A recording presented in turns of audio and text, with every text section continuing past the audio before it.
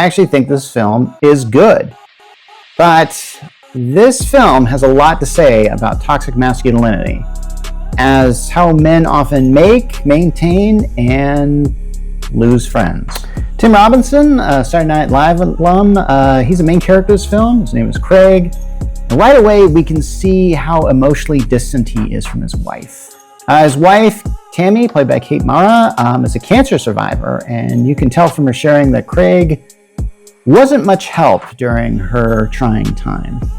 And we see that Tammy is reconnecting with an old boyfriend, and their marriage is hitting a real rough patch. So one day, Craig delivers a wrongfully delivered package to his neighbor Austin, who's played by Paul Rudd. They quickly form a bond together. In fact, they both help out each other a lot.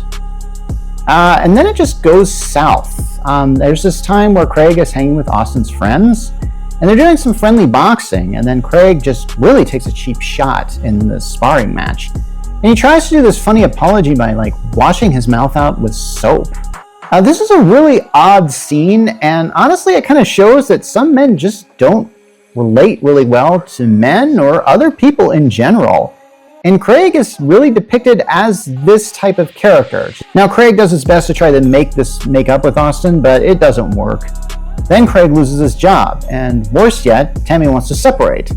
It seems like there's just something off about Craig from the get-go, and he just seems to shun the idea of self-improvement.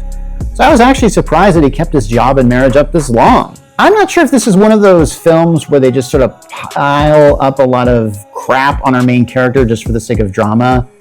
I would have to say there are some scenes that I thought were forced. Like there's a scene where Craig is at Austin's place, and I'm not sure why he's just in his place. He's not really trying to burglarize it. I think he's just trying to look for more information about it. I'm not really even sure why. But he manages to run out of the place with Austin's gun. And this is one of those films where I really don't want to talk about revealing certain plot points. And I would recommend it. I would have to say there's a scene where the main character, Craig, tries drugs to expand his mind. I'm not going to reveal what he sees, but it's nothing you would expect. I think what I liked about this movie is I've seen men act like Craig, and I have acted like Craig.